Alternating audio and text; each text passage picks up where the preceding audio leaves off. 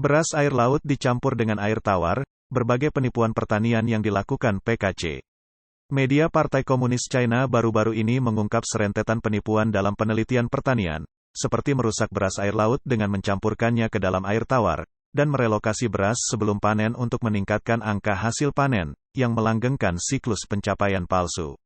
Edisi Tahun Baru, Half Moon Talk menjelaskan malpraktek ini, mengungkapkan bagaimana hasil permu, setara dengan 0,165 hektar dapat melonjak secara ajaib dari 1.200 kg pada satu hari menjadi 1.300 kg pada hari berikutnya, dengan setiap klaim mengalahkan klaim terakhir dalam perlombaan fabrikasi yang semakin meningkat. Contohnya, perusahaan pertanian di China Utara, memanipulasi percobaan dengan menempatkan benih padi dari varietas yang sama dalam jarak yang sangat jauh. Dalam operasi rahasia, beberapa hari sebelum panen, padi tersebut dipindahkan ke lahan uji, secara buatan untuk meningkatkan hasil panen.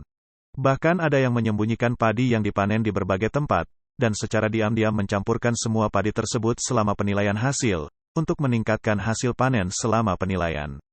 Budidaya padi air laut juga mengalami kondisi buruk, di mana beberapa di antaranya mengabaikan pedoman ketat mengenai penggunaan air tawar dan penerapan penghalang, sehingga menghasilkan hasil panen yang sangat tinggi dan sulit untuk dibantah, karena eksperimen tersebut tidak dapat diproduksi dalam jangka pendek. Penipuan lain melibatkan padi raksasa di mana beberapa orang melaporkan total biomasa termasuk jerami dan daun, menutupi pengukuran hasil gabah aktual yang rendah. Hasil panen yang dulunya dijadikan sebagai dasar penelitian agrikultur, telah dibajak untuk tujuan pemasaran, untuk mendapatkan dana dan mendapatkan popularitas.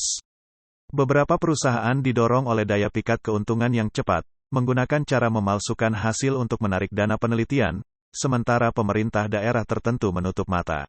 Pengungkapan ini telah memicu perdebatan sengit di media sosial yang mengingatkan kita pada kegilaan Partai Komunis China yang berlebihan pada tahun 1960-an. Warganet dengan sinis bertanya apakah klaim menghasilkan lebih dari 10.000 gantang per bulan selanjutnya mengisyaratkan siklus lelucon sejarah yang berulang.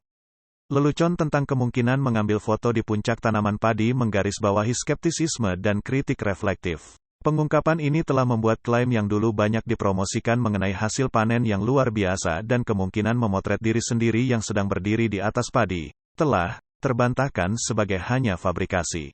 Yang menyoroti sebuah pelajaran yang tampaknya diabaikan oleh sejarah, bahwa kebohongan, pada akhirnya akan terungkap.